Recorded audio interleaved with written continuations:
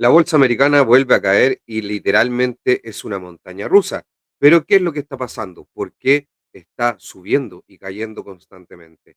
¿Dónde están los problemas? Y eso lo vamos a ver ahora en la presentación a continuación, en donde justamente ahí vemos, vamos a presentar de esa forma, ahí vemos que hoy en día es una guerra prácticamente entre el dólar y el yuan, en donde China y Estados Unidos están totalmente enfrentados por esta guerra comercial y hoy en día es una guerra entre estos dos gigantes. Europa algo está ahí con el euro e intenta también negociar, pero la principal tensión está acá. Y Europa obviamente que es un socio y siempre lo ha sido más de Estados Unidos, a pesar de que China tiene una gran influencia también en la economía europea, pero como les digo, ahí está hoy en día el conflicto y hay indicios, hay rumores de que Xi Jinping y Donald Trump podrían a lo mejor juntarse para poder solucionar este problema. Sería lo ideal, pero son solo por ahora rumores. Pero ¿qué es lo que está pasando en el mercado con el sentimiento? Es que justamente el sentimiento ha ido aumentando, pero de forma leve. Eso sí, ayer la subida fue realmente espectacular. Pero ¿qué es lo que pasó? Hoy día volvió a corregir. Obviamente que no puede subir en forma vertical todo el tiempo, pero esto también empieza a producir ciertas dudas. Justo también alguna, ahí vamos a ver en la parte técnica, justo también chocando con una media de 20 sesiones por ahí que de repente la vemos harto en velas diarias, no sé si lo recuerdan, una en amarillo que siempre muestro en los gráficos. Así que bueno, vamos a ir viendo todos esos detalles de qué es lo que está pasando. Esto se puede analizar de muchas formas, pero el sentimiento del mercado algo va mejorando, pero sigue estando extremadamente bajo, sigue estando en miedo extremo, por supuesto, que esta incertidumbre y todos estos temores no se van a ir por esta pausa. Es solamente una pausa por 90 días. Los aranceles igual existen, más rebajados al 10%, pero igual ahí las tasas efectivas hay que ver bien cuáles son país por país, no es tan simple.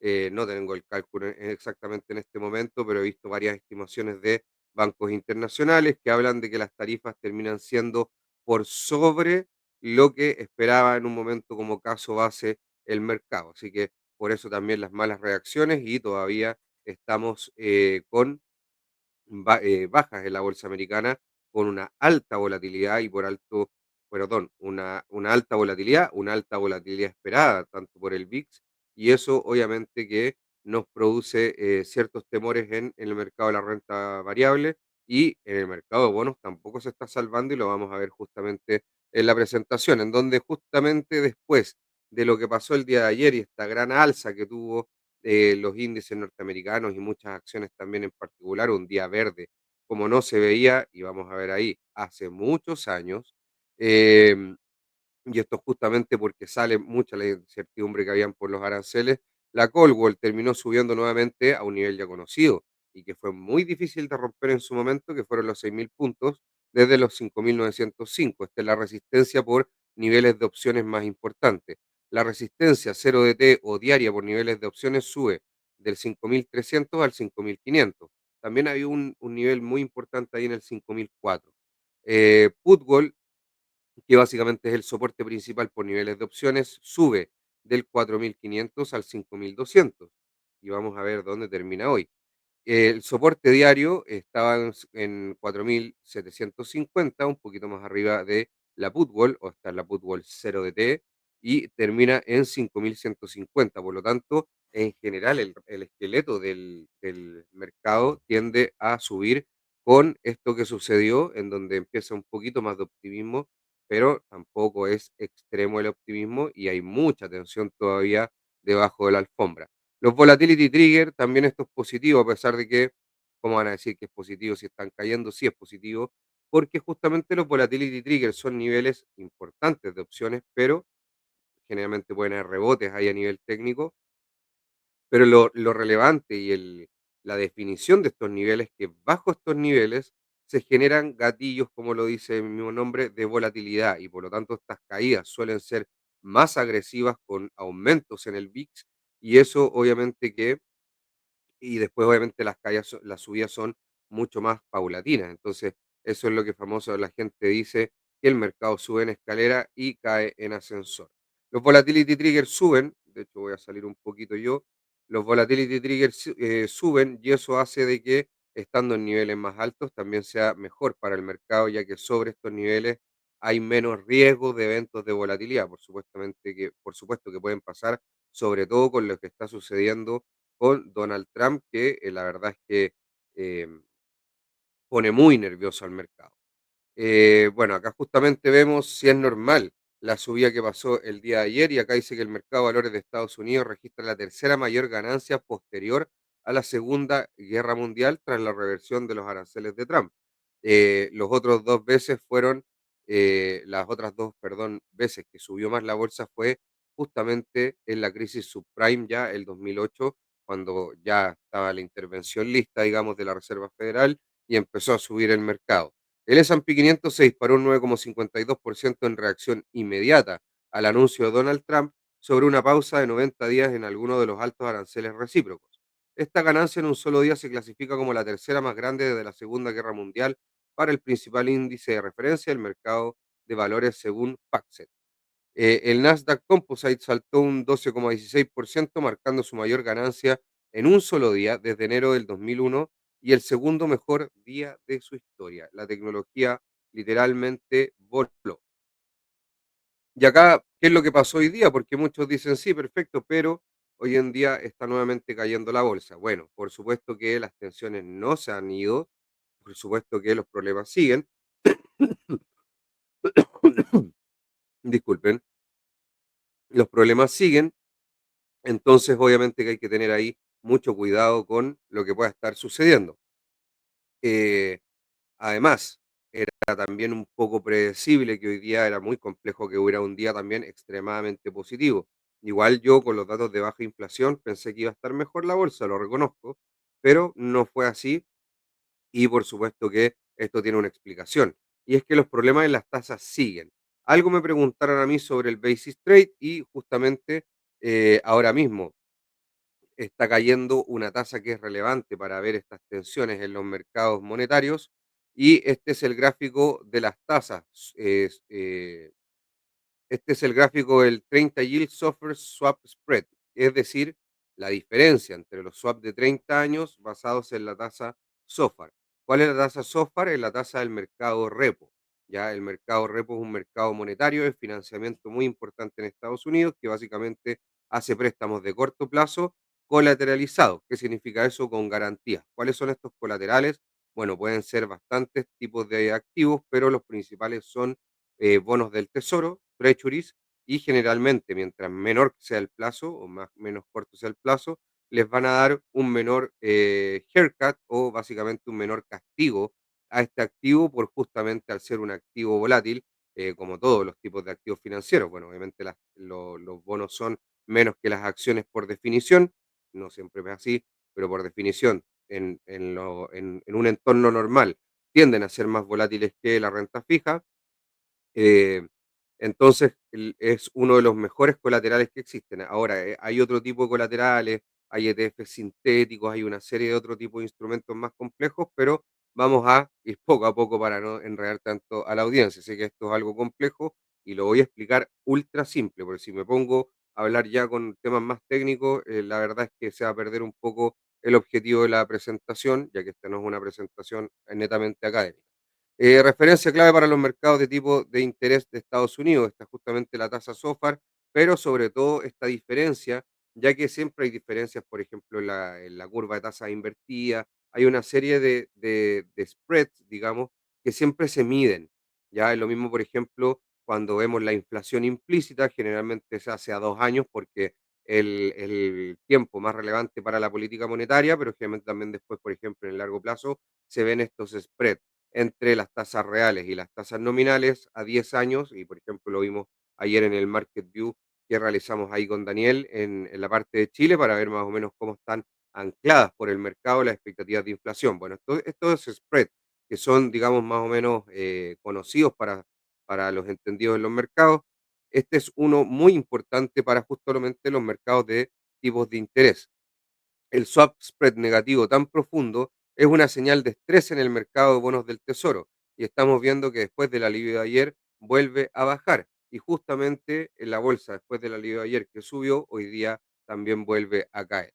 No quiero decir que siempre cuando suban este tipo de spreads va a subir la bolsa, ni cuando bajan va a caer la bolsa. Pero en este momento están mostrando mucha tensión en los mercados de bonos y justamente esto es por lo que les estaba contando del basis trade. Esta es una referencia, digamos, de justamente la tensión que está produciendo este desapalancamiento o este cierre de operaciones de basis trade. ¿Qué es lo que se refiere el basis? Básicamente, cuando se operan mercados spot y futuros, ya, como por ejemplo los futuros del S&P 500, en el spot se le llama la base o basis, ya. Entonces, en este tipo de operativa, que justamente es con bonos del tesoro, el basis va a ser el bono al contado y el otro va a ser en el fondo el bono a futuro, ¿ya? ¿Cómo funciona la operación? Los fondos de cobertura, los hedge funds, que justamente se financian en los mercados repo para tener dinero para hacer este tipo de operaciones, buscan oportunidades cuando el precio de un bono gubernamental difiere de su contrato futuro. Un acuerdo para comprar el bono en una fecha posterior a un precio específico. Eso es lo que son justamente los futuros. No es una opción porque tienes la obligación de comprar y no la opción. Cuando un fondo de cobertura detecta una diferencia significativa, compra el bono más barato y vende en corto el contrato de futuro más caro. En otras palabras, la empresa vende en corto un contrato de futuro con la esperanza de que el precio más alto del futuro caiga al precio del bono más barato actual, como debería ser en un entorno normal. ¿Cuál es el problema y por qué se deshizo toda esta operativa? Es porque justamente no estamos viviendo un entorno normal, empezaron liquidaciones agresivas, perdón, compras agresivas en el mercado de bonos por miedo, por temor, ya que generalmente el bono a 10 años de Estados Unidos es un refugio y cuando se vio que podía venir una crisis, una recesión, fueron a ese refugio y esta volatilidad tan alta que se generó empezó justamente a producir que se descoordinen estos mercados. De hecho, algo que vimos en el Market View de emergencia, que uno de los temores que teníamos es justamente una descoordinación, un mal funcionamiento de los mercados y empiezan a reventar este tipo de operaciones, a existir alta volatilidad debido a, digamos, el estrés en el cual está el mercado financiero. En los momentos que los precios se alinean, el precio del bono sube y el precio de los futuros baja, el fondo de cobertura o el hedge fund sale de la operación obteniendo sus ganancias, pero generalmente las ganancias son bastante pequeñas. Por lo tanto, esta operación es muy arriesgada debido al apalancamiento ya que se apalanca entre 50 y 100 veces. Por lo tanto, son operaciones altamente apalancadas que cuando justamente hay desviaciones por estas tensiones que hay en los mercados, estos apalancamientos muchas veces hacen que tengas que liquidar la posición, estas famosos margin call. Les recomiendo ahí ver la película sobre el tema de la crisis del 2008, que ahí se ve un poco qué se trata estos margin call, pero básicamente es cuando te llaman y te dicen, oye, o pones más dinero o te cerramos la operación porque llegaste a un límite tolerable con el apalancamiento. Así que ese fue justamente esta operación en el mercado de bonos, que es de un poco más de 1 trillón, es bastante grande, generó, digamos, todo el ruido que hay en las tasas, porque justamente como vemos ahí, no es normal que en 4 días el bono a 10 años pase, a ver, prácticamente, voy a ver acá mi gráfico de inmediato, prácticamente pasó del 3,85 al 4, un poquito más arriba del 4,50, que llegó en un momento al 4,51, casi 4,52, y hoy en día está en el 4,43 prácticamente, redondeado. Por lo tanto, muy importante la subida, no es normal para el mercado de bonos y lo vamos a ver justamente que el que subió de forma inmediata también fue el MOVE, que es como el VIX, pero del mercado de bonos y por lo tanto está mostrando una alta volatilidad en el mercado de renta fija, lo que no es normal y justamente está mostrando el estrés. Tampoco fue raro que cuando el bono de 20 años te llegó a tocar los 5% y el bono de 10 años llegó a tocar ese 4,50 y algo, ahí Trump salió a decir de que frenaba este tema de los aranceles, ya que al parecer ese mercado, si se le echa a perder, le importa mucho más que el accionario. Así que yo siempre he dicho, miremos los grandes activos, además de solamente mirar los índices de acciones. Las tasas, ¿qué es lo que pasó? Bueno, hubieron subastas esta semana, subastas a 10 años y a 30 años, justamente la parte larga de la curva. De hecho, voy a ver si después muestro un gráfico interesante. Em, pero acá las tasas terminaron a 10 años con un 4,43%, a 20 años en un 4,91 y a 30 años en un 4,87, subiendo mucho la parte larga de las tasas, la parte de tasas de largo plazo y cayendo las tasas de largo plazo, de corto, perdón, lo que justamente hace que se empine la curva de tipos. Y eso yo creo que lo voy a revisar posterior a la presentación cuando vemos justamente ahí ya los gráficos. Así que los problemas hoy en día yo creo que están en las tasas y justamente el mercado de equity o de acciones tiende a ser arrastrado un poco por lo que pasa en este mercado que es infinitamente más grande. Em, eh, Perfecto, entonces el deterioro de las ganancias es algo que también va influyendo en las expectativas que hay en la renta variable, justamente en las acciones. Y es muy normal que cuando se empiecen a pensar, denme un segundo que justamente estoy viendo eso que les quiero mostrar después. Ya, perfecto. Em, Justamente lo que pasa es que cuando hay un crecimiento económico, parte de ese crecimiento económico se empieza a trasladar a las ganancias de las tasas, perdón, a las ganancias de las acciones, a las utilidades.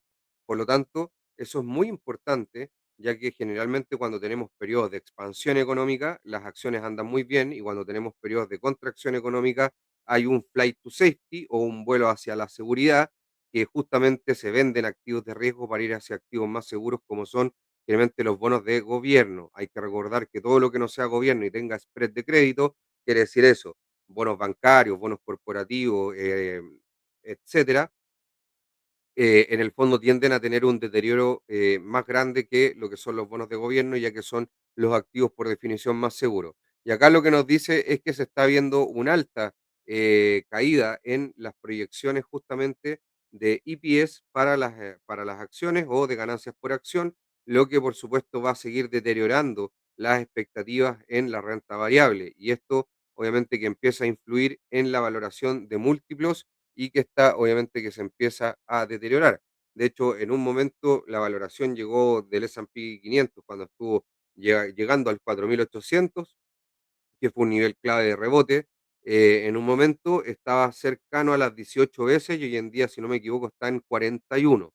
Por lo tanto, una cosa es el deterioro de las ganancias por acción o de los EPS, earnings per share, y lo otro justamente va a ser la compresión de los múltiplos, que justamente con un peor entorno económico, lo que el premio que se paga o el múltiplo que se paga por una empresa tiende a ser más baja, ya que los inversores tienen un apetito al riesgo más bajo, porque justamente están prefiriendo activos que tengan menos riesgo. Así que mucho ojo con eso. Y también otra cosa que fue importante, justamente los cortos, en donde dice acá que los cortos están en su nivel más alto desde el 2023 de cara a este repunte masivo. Y acá el Prime Book de Estados Unidos nos dice que em, el nivel de cortos subió mucho, justamente después de la subida de ayer, y eso por supuesto que hace presión en la bolsa.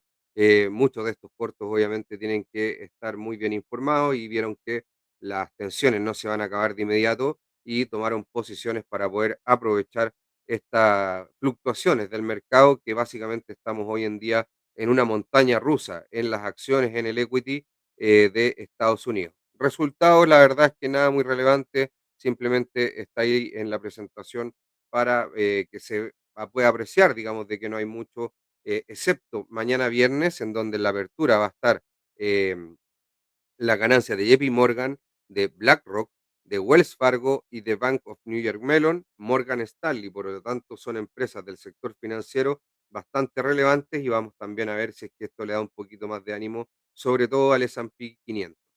Y esta semana en la macroeconomía, la verdad es que no hay tantos datos, pero sí datos muy importantes, que no es lo mismo. Y acá los datos, como pueden ver, dos cosas relevantes son justamente las subastas de bonos de las tasas a 10 años, que obviamente es mucho mayor a las tasas anteriores. De hecho, las tasas de largo plazo están subiendo mucho y las tasas de corto plazo no lo están haciendo tanto. Así que mucho ojo con ese tema, ya lo había mencionado, pero lo vuelvo a reiterar. Em, Acá está este gráfico que quiero mostrar después. Y después de eso, los datos más importantes que tenemos son justamente datos de inflación. IPC no es la inflación que se ve siempre para hacer la política monetaria en Estados Unidos, que es el PCE, este es el IPC, pero obviamente que nos da un indicio muy importante de cómo está la economía. Y ahí vemos que el dato fue bajo con respecto a lo que estaba haciendo anterior, en donde el mensual core fue un 0,1% con un esperado un 0,3 y un dato anterior de 0,2. El IPC normal, no core, fue el 2,4% anualizado con un dato anterior del 2,5, perdón, un esperado del 2,5 y un dato anterior del 2,8. Eso sí, ¿por qué no hay tanto optimismo? Porque este es el último mes que se mide antes de la entrada en vigencia de las tarifas, por lo tanto ya el próximo mes va a ser clave y yo creo que va a generar mucha tensión y volatilidad esperada en el mercado, porque justamente vamos a ver cómo reacciona la inflación a estas tarifas que está imponiendo Donald Trump, en donde la gran mayoría de las expectativas se habla de que va a ser un fenómeno transitorio y que va a generar inflación este año, pero ya el próximo año va a decaer, tanto para Chile como para Estados Unidos. Es más o menos una visión que tiene tanto la Fed como el Banco Central chileno. Y el IPC mensual cayó a menos 0,1%, con un esperado un 0,1 y un dato anterior de un 0,2. No quiere decir que estamos en deflación, pero por supuesto que es un dato bastante positivo a mi gusto. Y también tuvimos subasta a bonos de 30 años, el cual también fue más alta del anterior, y ahí vemos que está el bono de 30 años ya rondando un poquito cercano al 4,8, 4,9 y después ya se va al 5. Así que mucho ojo ahí con ese tema de las tasas de largo plazo. Y el IPP, que básicamente es como el IPC, el índice de precios, pero al productor, no al consumidor como el IPC, es el dato mañana. Así que también va a ser muy importante para ver cómo empieza a definir este tema de la inflación, a pesar de que yo creo que este mes no va a ser tan importante, si lo va a ser el próximo. Ahora, si hubiera salido ahora mal la inflación y esperando que el próximo mes podría ser peor, ahí sí a lo mejor podríamos estar viendo unas complicaciones más macroeconómicas, ya que, como vamos a ver ahí, podrían frenarle los recortes de tasa esperados a la Fed, a menos que haya una recesión profunda y el mercado laboral se deteriore tanto junto al PIB, que la inflación pase a un segundo plano y digamos, cuando hay recesión de verdad, no hay inflación, el consumo se paraliza.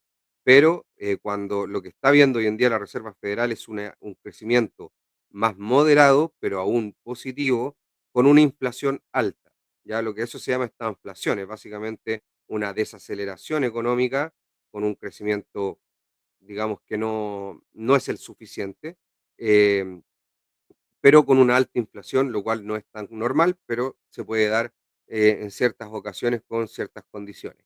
Y acá los precios básicos al consumir en Estados Unidos, como ya dijimos, que excluyen alimentos y energía, o el IPC subyacente, el IPC headline, o como que le quieran llamar, pero básicamente siempre sacando alimentos y energía, tanto en la métrica de cualquier banco central, aumentaron un 0,1% intermensual en marzo del 2025, tras un aumento del 0,2% en febrero y por debajo de las expectativas de mercado del 0,3. Este fue el aumento mensual más bajo desde junio del 2024 y justamente ahí vemos que la inflación se empieza a frenar.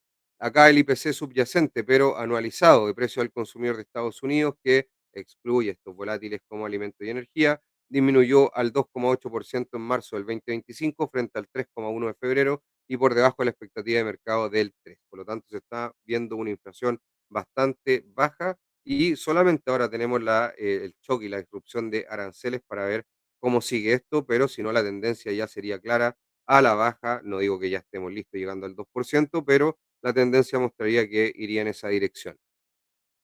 El IPC, el índice de precios al consumidor no subyacente, digamos el tradicional, cayó un 0,1 intermensual en marzo del 2025 tras un aumento del 0,2% en febrero y sin alcanzar las expectativas del mercado, un aumento del 0,1. Esto marcó la primera caída de los precios al consumidor desde mayo del 2020, impulsada principalmente por una caída del 2,4% en los costos de energía. Y como podemos ver acá en el gráfico, hace tiempo que no teníamos una barrita con ese color en negativo, lo cual es positivo para la rebaja de inflación. Por supuesto, si esto se empieza a dar con mucha frecuencia, no sería tan positivo, pero ahí la Reserva Federal tiene bastante espacio de tasas todavía para recortar en caso de cualquier problema que tenga y que necesite hacerlo realmente. La tasa de inflación anual en los Estados Unidos se redujo por segundo mes consecutivo al 2,4% en marzo del 2025, la más baja desde septiembre del año anterior y por debajo del 2,8% de febrero y las previsiones del 2,6%. Por lo tanto, la inflación, mirada como la miren, está cayendo. Y acá esto nos dice la Reserva Federal de Atlanta, que justamente fue la que hizo el GDP Now, que fue un modelo que está generando muchos problemas con su expectativas de crecimiento, no así los que tengan la Fed de Nueva York. Y acá nos dice esta Reserva Federal o esta miembro de la Reserva Federal, hay que recordar que la Reserva Federal está compuesta por varias reservas federales, digamos, estatales. Por lo tanto, acá nos dice la Fed de Atlanta que si bien hay una desaceleración generalizada en algunas de las medidas de corto plazo de la inflación subyacente del IPC, todas las medidas interanuales en el tablero aún están elevadas en relación con el mandato de estabilidad de precios del FOMC o de la reunión, digamos, de política monetaria, por decirlo de alguna forma, de Estados Unidos. Em, por supuesto que están todas por encima, o la gran mayoría, y esto es lógico, da que todavía no se llega a la meta y estamos por sobre ella, pero lo importante son las tendencias y las tendencias ahora están a la baja. Ahora sí tenemos un shock disruptivo en la economía, como son los aranceles, que podría cambiar esa tendencia y vamos a tener que revisarla con mucho detalle en los próximos meses. Las solicitudes iniciales de desempleo en Estados Unidos aumentaron en 4.000 puestos de trabajo con respecto a la semana anterior, hasta alcanzar las 223.000 personas en la primera semana de abril. Esto fue en línea con las expectativas del mercado para mantenerse en los niveles, perdón, no cambié ahí la diapositiva, para mantenerse en los niveles históricamente bajos que han mantenido de forma consistente desde marzo. Y ahí podemos ver la evaluación de los jobless claims, que básicamente son las solicitudes iniciales de desempleo, las cuales son muy importantes ya que nos van indicando si hay una destrucción muy grande de empleos en la economía. Y hay un dato acá que no está, pero sí es importante que el Continuing Jobless Claim se está mostrando ya a la gente que estaba hace más de un mes desempleada, está encontrando trabajo de forma más rápida, por lo tanto, no se está viendo un problema muy importante en el mercado laboral. Hasta el momento. Hay que recordar que los datos anteriores fueron un poco mixtos, con la tasa subiendo, pero el non-farm payrolls o el NFP bajando, o sea, subiendo. Por lo tanto, si uno mira eso, más initial jobless claims, etcétera, no se ve mayor problema. Ahora, claro, si Estados Unidos entra realmente en una desaceleración grave y no hay acuerdos con los aranceles, ahí sí podríamos estar viendo ya otro escenario. Por ahora es un escenario en donde se está negociando y al parecer se está un poco recuperando el apetito al riesgo y las expectativas un poco de los inversores. Acá el CME Fetch Watch Tool, que básicamente nos dicen las probabilidades de recorte de tasas según los futuros de fondos federales. Eh, Acá nos dice que la próxima reunión de mayo, sí, la próxima reunión de mayo, el 7 de mayo, se mantiene la tasa con un 82,1%, pero ya para la próxima reunión de junio, y esto estaba antes al revés, y en la próxima reunión de junio, el 18 de junio, con un 79,8% de probabilidades, la tasa se recorta en 25 puntos básicos. Después, con un 52%, 53 prácticamente probabilidades en la reunión de julio. Se mantiene la tasa para tener otro recorte de 25 puntos básicos en septiembre, después mantener en la reunión de octubre y recortar en la reunión de diciembre para mantener hasta ya la reunión de junio del próximo año y ahí hacer el último, no, un recorte más. Y mucho ojo que después, ya para el 2026, al final se ve un recorte hasta la tasa del 2,75 3%. No vaya a ser que con este tema de los aranceles y una economía con un crecimiento más débil y con una economía un poco más complicada, se esté viendo una tasa neutral un poquitito más abajo. Antes estaba en el 3. Un poco ojo con eso, me llamó la atención, no tengo la respuesta ahora, pero no me había fijado y la verdad es que es algo que llama un poco la atención que la probabilidad para esas fechas esté más cargada a un recorte y un recorte de 50 puntos para llegar a una neutral. Y sería lógico pensando en una economía norteamericana y un mundo que crece menos. ¿Sí? Así que no sería un poco ilógico, digamos, esto que nos está mostrando. Pero bueno, vamos ahora ya a un poco los gráficos. Ahí perfectamente, vamos a los gráficos. Y acá vemos justamente el bono a 10 años en donde podemos ver esta subida que no es normal. Miren ahí, no es normal para lo que hace la renta fija y esto justamente por este basis trade que se deshizo, hubieron ventas de bonos, liquidaciones, ventas de bonos para cubrir esto y ojo, también no solamente con el basis trade, muchas llamadas al margen salen a vender bonos para poder cubrir las posiciones y no cerrarlas. También eso puede pasar, pero no sé si en tanta medida, el basis trade es muy grande. Em, entonces, justamente hay ventas de bonos y eso hace que la tasa suba. Por lo tanto, tienen que ser unas ventas extremadamente grandes para que empiece a subir de esta forma la tasa. Además, el mercado de bonos de Treasury a 10 años es un mercado bastante líquido. Eso quiere decir que mucha gente opera ahí con mucho dinero, por lo tanto, bastante llamativo. Acá podemos ver que antes se hizo justamente lo anterior, lo contrario, y esto era porque estaban comprando bonos por justamente acá también, comprando muchos bonos desde acá, desde prácticamente el 4.8, y eso se da por una potencial eh, recesión, lo cual obviamente que los inversores prefieren estar en un activo seguro con una rentabilidad entre el 4 superior al 4% entre el 4 y el 4.8, dependiendo de dónde compraron. Hasta acá está, de hecho, un 4,2, ya entre 4,2 y 4,8. La verdad es que una rentabilidad por flujo bastante buena del cupón.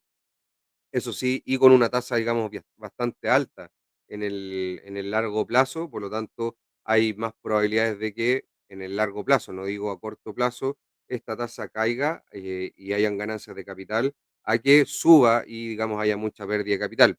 Sí, ahora con la tensión puede seguir subiendo, pero igual ya están niveles bien atractivos y, por ejemplo, las tasas a 20 años aún más, están, de hecho, subieron más, en un 2,55% y en la parte más larga de la curva un 2,85.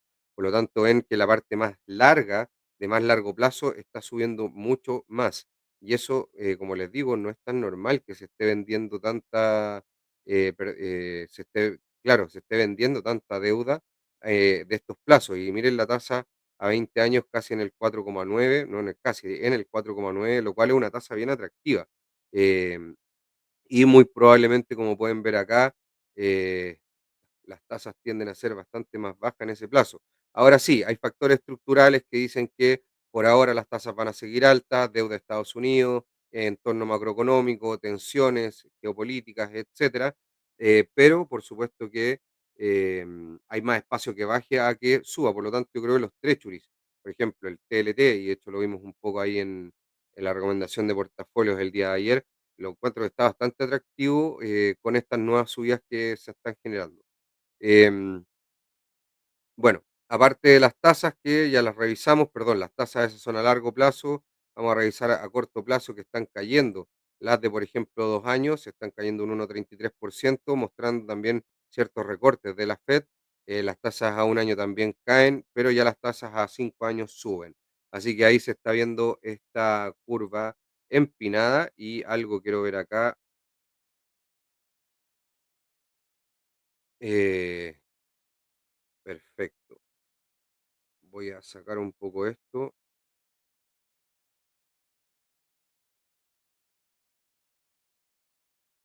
Y esto justamente es algo que les quiero mostrar, que es la curva de tipos. Y acá vemos que en el corto plazo las tasas han bajado. Acá miren, en la curva azul estamos viendo la actual, la curva naranja es hace un mes y la parte celeste o magenta es hace un año. Hace un año teníamos las tasas de corto plazo, las de la Reserva Federal, muy altas y ahora han ido bajando por los recortes que hubieron. Hubieron, si no me equivoco, 100 puntos de recorte.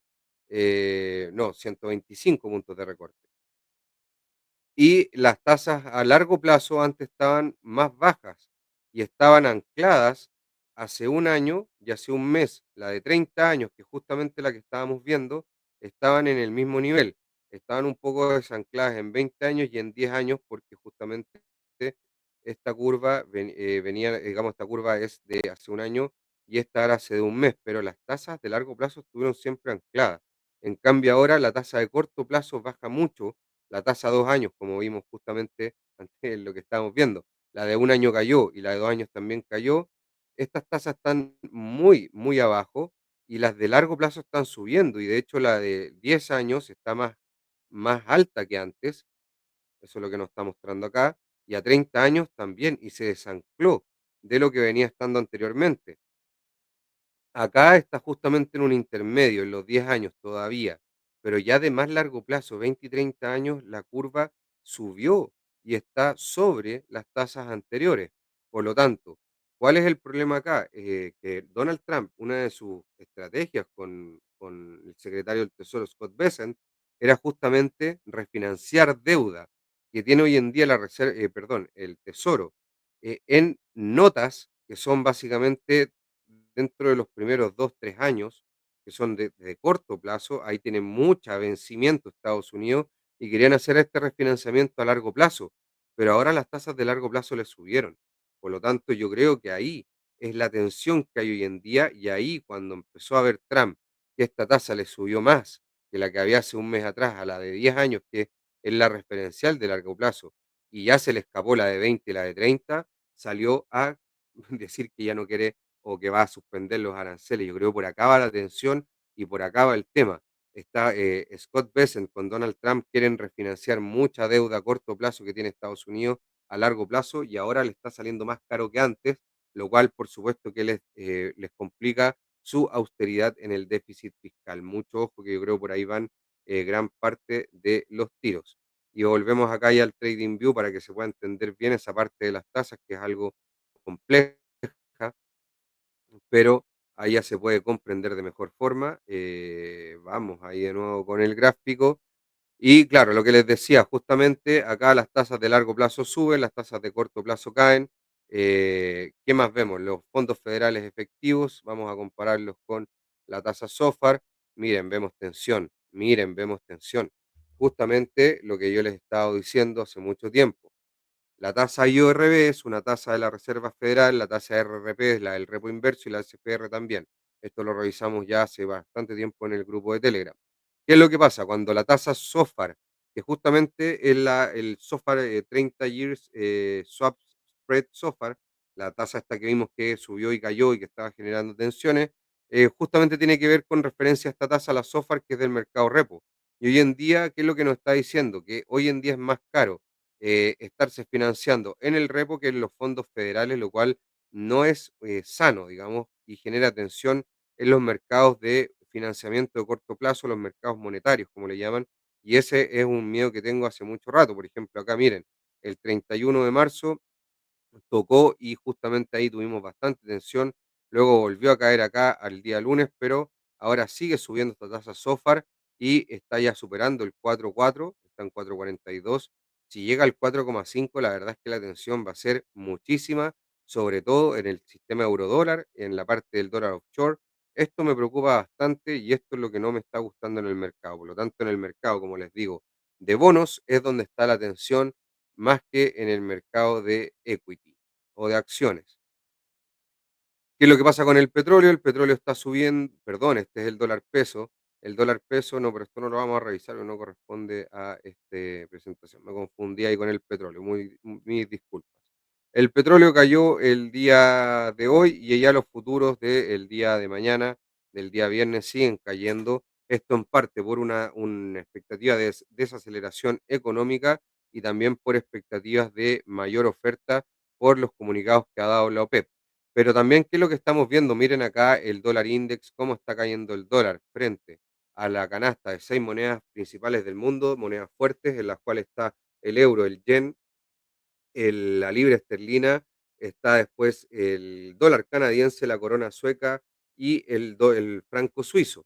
Sobre todo el franco suizo es muy importante porque es un activo refugio para mucha gente de Europa. Miren acá cómo cae el dólar index, estando un dólar más débil a nivel global, justamente en ya los 101 puntos prácticamente. Y lo que les decía yo de la volatilidad, miren el índice MOVE, cómo subió, con una volatilidad o una expectativa de volatilidad muy alta para el mercado de renta fija o un aumento muy grande de volatilidad esperada para el mercado de renta fija, cayó el día de ayer con lo que dijo Donald Trump, perdón, sí, el día de ayer, el día de hoy también cayó, pero no fue mucho y todavía está alto el nivel sobre 100. Yo siempre digo que ya empiezo a mirar un poquito más en detalle porque empieza a mostrar ya una tensión un poco más preocupante. Y el índice VIX también podemos ver, miren cómo está ahí bastante elevado en 40,71. El día de hoy llegó a estar en 55 y eso es lo que les decía en Twitter, que básicamente con estos niveles de VIX, de volatilidad esperada para para el S&P 500 está muy difícil tener activos de riesgo como acciones en los portafolios, ya que se puede tener, pero con mucha precaución, pero está complicado, ya que el riesgo que le agrega un 1% de renta variable norteamericana a un portafolio es mucho mayor que en un entorno normal en donde el VIX no debería pasar los 20 puntos, ya de hecho los 30 puntos se considera tensión y hoy en día ya está oscilando entre 60 y 40. Pues, entonces, un 1% generalmente le agrega una cierta cantidad de riesgo a un portafolio, un 1% de renta variable norteamericana o del S&P 500 y ahora es muchísimo más el riesgo que le aporta a un portafolio, muchísima más la volatilidad. Por lo tanto, muy, muy complicado estar en renta variable con estos VIX y obviamente a menos que se tengan la expectativa es que caiga muy bruscamente, que debería ser lo normal. Por ejemplo, miren ahí y también se da en todo el tipo de crisis, pero hoy en día yo creo que la volatilidad esperada se va a mantener alta ya que los aranceles justamente son por 90 días, todavía siguen y están en una pausa por 90 días. Por lo tanto, sí, va a caer, pero va a estar igual en un nivel elevado. Y si es que no hay acuerdos, no se sorprendan que cuando lleguen estos 90 días se empiecen a acercar y si no hay acuerdos, la cosa se tense nuevamente. El oro una subida espectacular en estos últimos días, justamente por la incertidumbre que se está generando. El oro, como les he dicho, como han presentado ya varias veces, es una cobertura ante la incertidumbre. Así que mucho ojo ahí miren el rally que ha tenido el oro justamente como cobertura ante la incertidumbre y también un poco como reserva internacional, además del dólar, ya que también hay países que están ya mirando el dólar, no con malos ojos, pero a lo mejor dicen seguir acumulando con estos problemas y estas tensiones de las tarifas no nos conviene. Estoy hablando de la parte más gubernamental, no el sistema euro-dólar por si acaso. Eh, ¿Qué otra cosa más? Ah, bueno, el MOVE y el VIX, mucho ojo con esa subida que han tenido también muy importante, que está muy en línea también con la incertidumbre que de hecho mostramos en el Market View el día domingo, con la incertidumbre pues, política que existe. Entonces, toda esta incertidumbre política que se transformó en incertidumbre de tarifas, está traspasándose a incertidumbre en los mercados, primero de renta variable y ahora ya de renta fija de manera importante. Y eso es justamente lo que les quiero transmitir, que todavía hay mucha tensión en el sistema financiero debido a todo esto. El Bitcoin también como activo de riesgo cae. Y miren, hoy día cerró el S&P 500 con una caída del 3,46%, pero buena reversión al cierre, lo mismo que el RSP o el S&P 500 equiponderado. El Nasdaq cayó un 4% y pueden ver que las subidas y las bajadas son totalmente anormales en cuanto al rango que existe.